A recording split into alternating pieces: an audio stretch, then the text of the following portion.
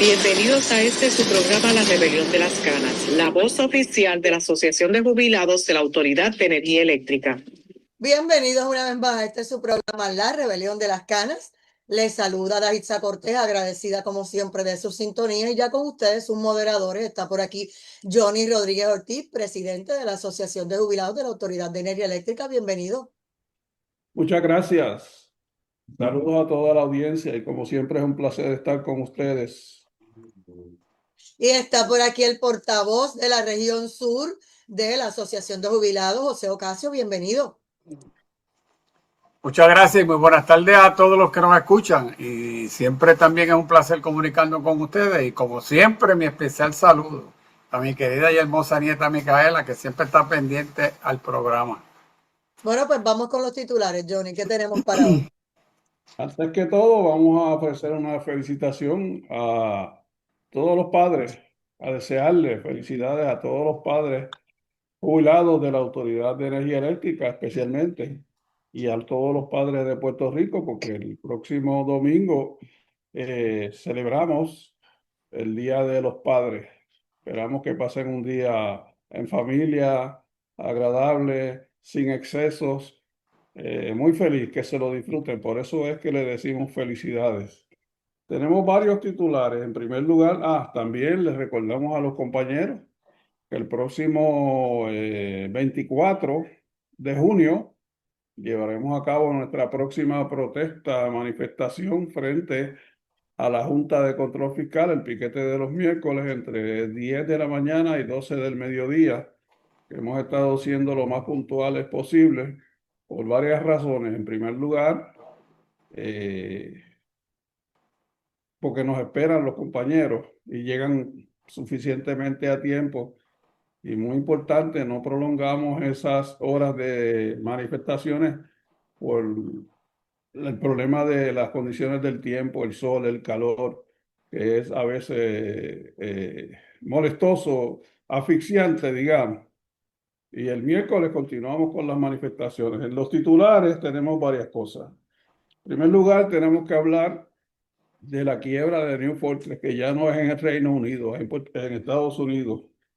El no que le dio el Tribunal Federal a Luma con relación a transferir el caso de la impugnación del contrato. Luma dice necesitar $1.000 millones. Por supuesto, serán del bolsillo de los abonados para hacer unas infraestructuras que absorban la energía renovable. De eso vamos a hablar. No podemos dejar de hablar de el desempeño de la gobernadora Jennifer González en Washington con relación a la energía renovable, que allá fue y tropezó con la pared de una pregunta muy certera de un legislador, creo que es senador Lee, le preguntó sobre eso. Y si nos da tiempo, vamos a hablar de el caos en Autoridad de Acueductos. Y por supuesto, de la cantidad de dinero adicional por kilovatio hora que nos cae encima a partir del 1 de julio, que viene siendo el miércoles dentro de 2 semanas. El compañero Ocasio comenzará con el sistema, como siempre, y el tema que él trae. Adelante, Ocasio. Pues cómo no, muchas gracias nuevamente. Y primeramente me tengo que unir a la felicitación tuya a todos los compañeros miembros de la asociación y todos los que asisten a nuestros piquetes en el Día de los Padres de este fin de semana.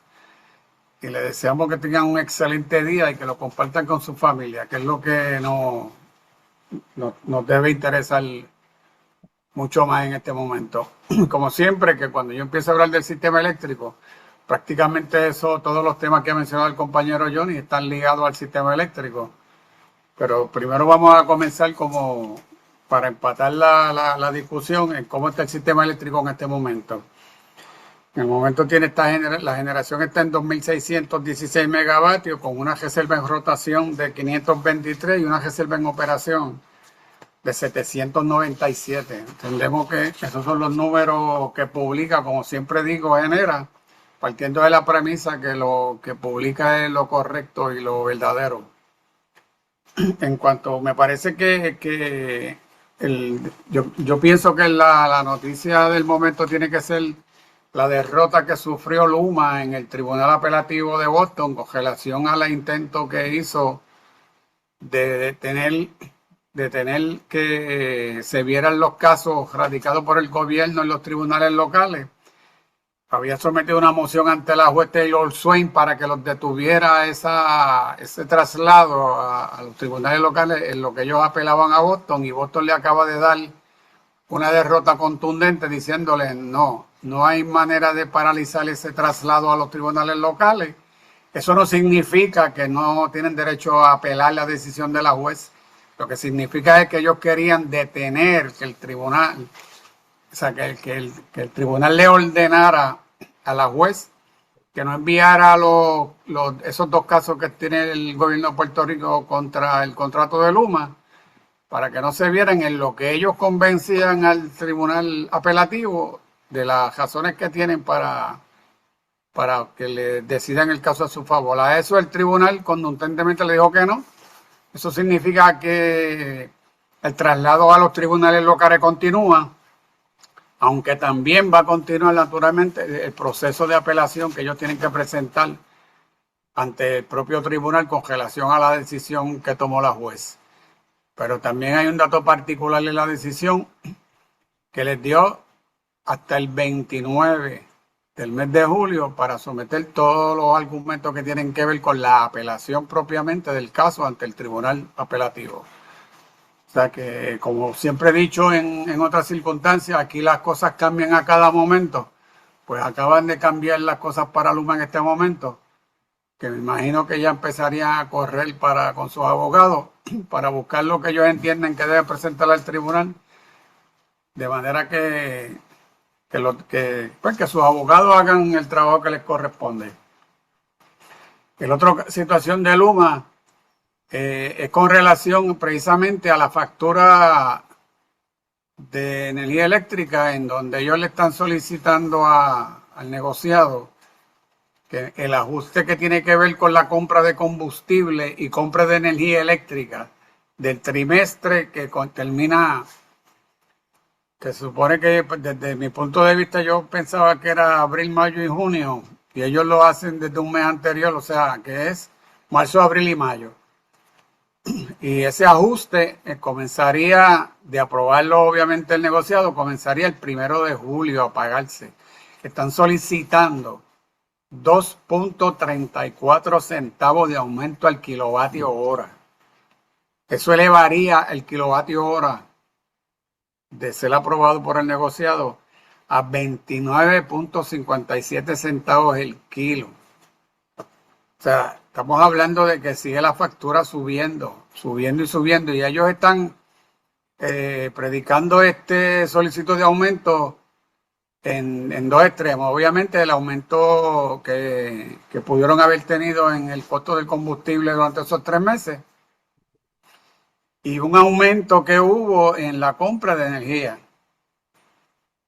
Y a mí me parece importante hacer un breve recuento de lo que ha ido pasando desde que las situaciones que tienen que ver con la guerra allá en el Medio Oriente y el costo del combustible, y lo que había pasado, y ellos habían señalado, cuando yo digo ellos, son todos los que tienen que ver con el sistema eléctrico. En este caso, entiéndase las cogeneradoras de AES, la Carbonera de Guayama y Ecoeléctrica, y la propia autoridad, en términos de lo siguiente: cuando se empezó a disparar los precios de combustible, que donde el ciudadano común se daba cuenta de ese evento era en la compra de gasolina, porque empezaron a aumentar inmediatamente y bastante rápidamente, y salieron en un momento dado ellos a defenderse. Por ejemplo, recuerdo que en el caso de la Carbonera decía que ellos tenían ya contratos firmados, de donde le proveen el carbón que ellos utilizan como combustible, que la inmensa mayoría viene de Colombia, y ya tenían unos precios ya por contrato. En esos mismos Eso mismo señalamiento lo hizo la Ecoeléctrica en términos del contrato que tiene para que le suplan su combustible, que en este caso es el gas natural. Fíjense, le voy a añadir un ingrediente. Fíjense, cuando yo hablaba y les daba el resumen de las condiciones del sistema eléctrico, llegó un momento que empecé a decirle cuánta generación estaba utilizando diésel, cuánta generación estaba utilizando Bunker C. Y en la medida que utilicen menos diésel y menos Bunker C, pues obviamente si están usando más gas natural y más energía renovable, pues obviamente eso daba la impresión de que el sistema estaba con un costo del kilovatio hora bastante estable. Y ahora salen de momento a que le aplican todos esos aumentos y hay que aumentar el kilo en 2.334 centavos. Quiero también añadirle para que lo tengan, que lo hemos mencionado anteriormente, que los mismos datos que da tanto la Autoridad de Energía Eléctrica como el negociado, como la Junta de Control Fiscal dicen que 1 centavo en el kilovatio hora representan entre 160 y 170 millones de dólares al año. Eso quiere decir que yo hice un cálculo que lo ajusté hacia abajo, por si acaso la gente va a decir, pero vamos a hacer menos. Si pusiéramos que ese centavo en vez de ese número lo que produce son 150 millones de dólares al año, pues los 2.3, los 34 centavos equivalen a 350 millones de dólares al año. Y con toda la información que yo les daba, ahí me luce que esos números no cuadran. O sea, no hay manera de que lleguen a esas cantidades. Acuérdense que estamos hablando solamente de 3 meses. No estamos hablando del año completo. Me parece que están manejando la información y a eso es lo que yo me refiero y que tenemos que estar pendientes, muy pendientes a todo esto que quieren hacer. Y si tuviésemos que volver a hacer lo que hicimos cuando hizo cuando pretendía el negociado hacer el aumento de la tarifa básica y comunicarnos de alguna manera comunicarnos al negociado y haciéndole saber que el pueblo está pendiente a todos esos números para que de alguna manera ellos se sientan obligados a mirar las cosas como debe ser. Me parece que es un asunto sumamente importante. Bien. Voy a empezar en mis reacciones del final hacia atrás. Cuando el compañero Ocasio le dice 150 millones por cada centavo, en el cálculo conservador que él hace, y nos menciona que con ese aumento son 350 millones de dólares menos, lo que quiere decir que estamos hablando de casi $1 millón diarios, que el año tiene 365 días. Es casi $1 millón diarios que tiene menos que tiene el pueblo para cubrir sus necesidades, y es esa misma cantidad, casi $1 millón menos diario que ingresa a la economía local, y es dinero que sale de Puerto Rico porque es muy poco, es muy poco. Lo que queda después que se cubren todos los gastos para la generación para ofrecer el servicio, nada más y nada menos que $1 millón, con un aumento por cada centavo kilovatio hora. Estamos hablando de muchísimo dinero. Entonces, después nos preguntamos cómo es posible que la economía no arranque y cómo es posible que estemos peor si ahora somos menos. Y el gobierno nos está diciendo que fluye el dinero, pero no parece que fluya hacia el bolsillo de los abonados de la Autoridad de Energía Eléctrica. El compañero Ocasio le habló en su origen de el caso que se está dilucidando en los tribunales con relación a las tácticas de Luma de atrasarlo todo, yéndose para los tribunales federales. Y le dieron hasta el 29 de julio, fue Ocasio, Sí, correcto, tienen hasta el 29 de julio. para presentar sus alegatos. Quiere decir que si vamos a suponer que todavía no se puede poner en vigor esa determinación hasta que el tribunal no emita la sentencia, porque esas son expresiones que surgen de la discusión que ha habido. Y lo que se ve venir es que va a haber un no al lugar. Y sí, en este caso Luma tendría la opción si no prevalece en el tribunal apelativo, y son cosas que nos dicen los abogados, no queremos presumir de eso tampoco, porque lo escuchamos en los distintos análisis que se producen diariamente, que podría irse al Tribunal Supremo, pero el Tribunal Supremo de acá está velando esa situación y ustedes conocen cuál es la posición de ese Tribunal Supremo con relación a este gobierno. Y es probable que cuando aquella determinación de aquel Tribunal Supremo viniera, sea académica, porque acá ya este Tribunal Supremo debe haber decidido. O sea que Luma no puede cantar victoria.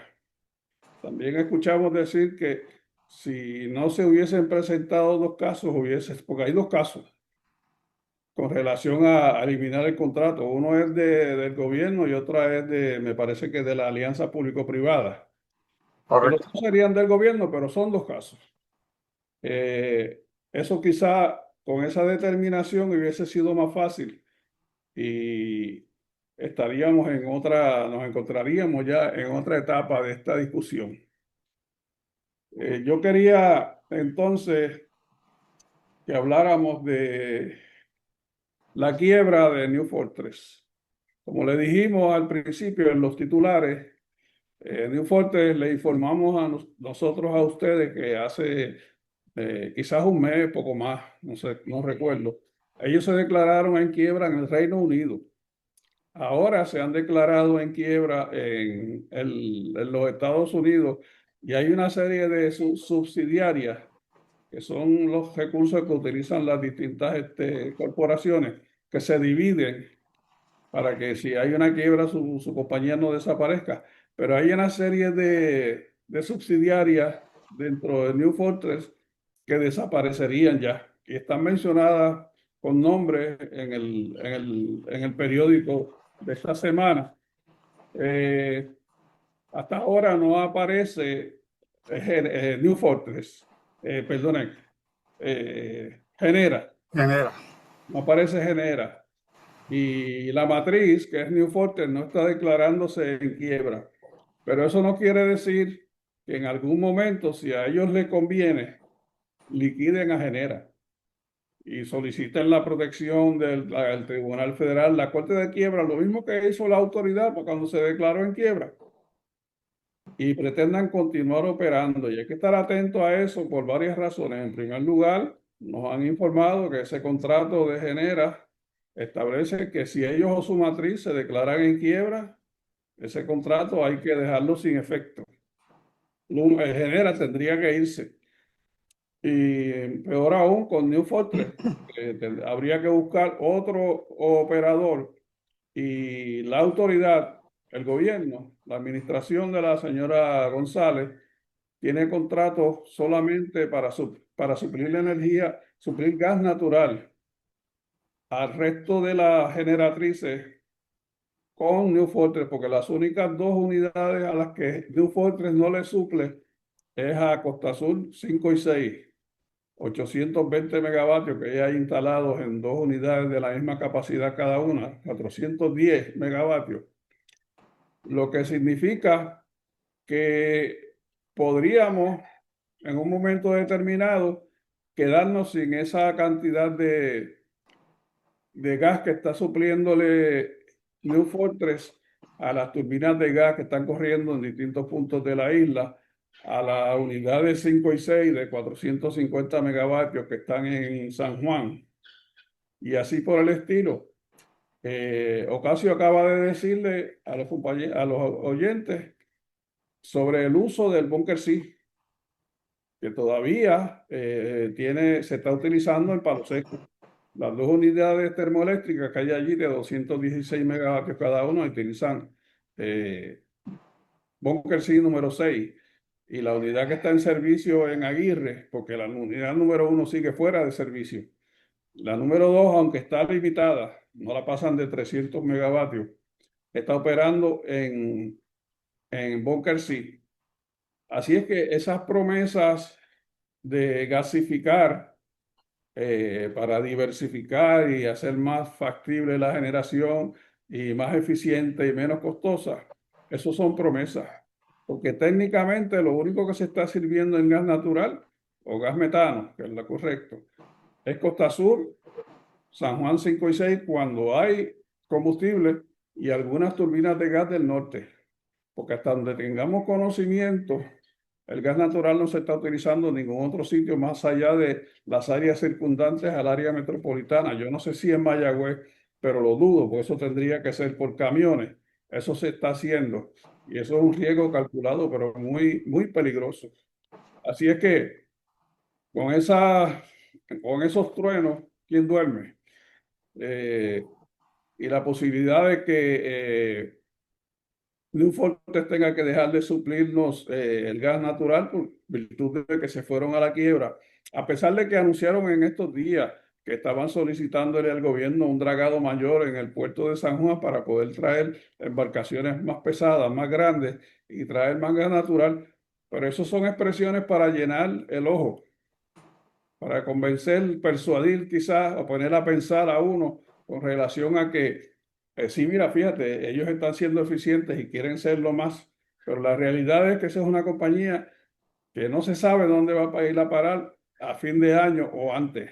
Así es que yo me atrevo a sugerirle al gobierno que deje la promoción del gas natural como se le está haciendo creer al pueblo y le digan la verdad. Y más importante aún, que se busquen otro suplidor alterno ante la posibilidad de que New Fortress tenga que dejar de suplir ese gas natural. Porque si bien es cierto que no ha habido conversión en las calderas de las unidades 1 y 2 de Aguirre, ni en las calderas de las unidades 3 y 4 de Palo Seco, ni en San Juan de Bunker C a gas natural, quieren hacernos creer que eso se está trabajando. La información que tenemos es que no hay ninguna gestión, ninguna operación, ningún trabajo desarrollándose con relación a eso. De modo que estamos sosteniendo la posibilidad de mejorar la generación utilizando gas natural sobre una base muy teórica, pero prácticamente no se está haciendo mucho. Y nos van a decir que sí, que se está estudiando, que hay que hacer propuestas, que hay que solicitar propuestas, etcétera, bien largo. Pero técnicamente la verdad es que no se está haciendo nada. Y eso es muy peligroso. Y peor aún, con un solo suplidor, que no se sabe lo que vaya a pasar con él. Me gustaría, Ocasio, que pudiéramos hablarle de esos $1.000 millones que está solicitando Luma para crear infraestructura y hacerle frente a los vaivenes de la energía renovable, porque en estos días la señora Yanis Quiñones, que es la actual presidenta de Luma, estaba hablando sobre ese tema como justificación para parte de los apagones que estamos teniendo y los problemas que eso le crea supuestamente a ellos. ¿Tú nos dices? Pues, cómo no, para que los que nos escuchan tengan ¿verdad?, una visión un poco más clara de lo que estamos hablando, se trata de lo siguiente. Por ejemplo, el sistema eléctrico de Puerto Rico ya tiene una infraestructura diseñada para la generación que tiene disponible. Y eso lo que quiere decir es lo siguiente: la generación instalada en Puerto Rico sobrepasa los 5.000 megavatios. Eso no quiere decir que está toda disponible y en servicio en este momento, pero eso es lo que está instalado. Por ejemplo, de una central generatriz salen varias líneas de transmisión y están diseñadas para las unidades que sirven en cada central generatriz. Voy a tomar, por ejemplo, en el caso de la central Costa Azul. Costa Azul tenía inicialmente 6 unidades generatrices. Y hace muchísimos años, antes de que se empezara a hablar de todo este tipo de cosas, las unidades 1 y 2 dejaron de existir. Por lo tanto, en Costa Azul se quedó la 3, la 4, la 5 y la 6. Más adelante salieron de servicio las unidades 3 y 4. En este momento la central Costa Azul lo que consta es de las unidades más grandes que existen en esa central, que son las 5 y las 6. Como muy bien dijo el compañero Jones en un momento, de 410 megavatios cada una. Por lo tanto, en esa central existe una infraestructura ya instalada para que se pueda utilizar. Si allí van a instalar alguna turbina adicional, una central adicional, tiene lo que se llama las subestaciones y las líneas eléctricas ya instaladas y puestas para ser utilizadas.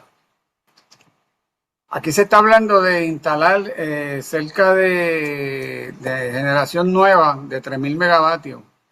Pero si fuese, digamos, por ejemplo, que el primer caso la quieran construir una central generatriz en un lugar donde no existe infraestructura, pues obviamente además de la central generatriz que tienen que construir la subestación y las líneas eléctricas para que se conecten al sistema eléctrico. Y lo que plantea Luma en este momento es que para el número de megavatios que ellos tienen, para añadirle al sistema, se necesitarían $1.000 millones en esa infraestructura para obviamente una vez construyan una central generatriz, pues se pueda sumar esa generación al sistema eléctrico. Y la pregunta obligada sería, si no la paga el que construye la central generatriz, la que sea, ¿quién lo va a pagar? Y tampoco voy a buscar la contestación muy lejos, lo sabemos. Los abonados pagarían esa conexión de toda esa generación que pretenden añadir. Y tienen que acordarse que hace un momento les dije que cada centavo por kilovatio si representan 150, ellos dicen que entre 160 y 170. Pues dividir 1.000 millones, ¿cuántos centavos adicionales tendrían que añadirle a la factura para cubrir esos 1.000 millones?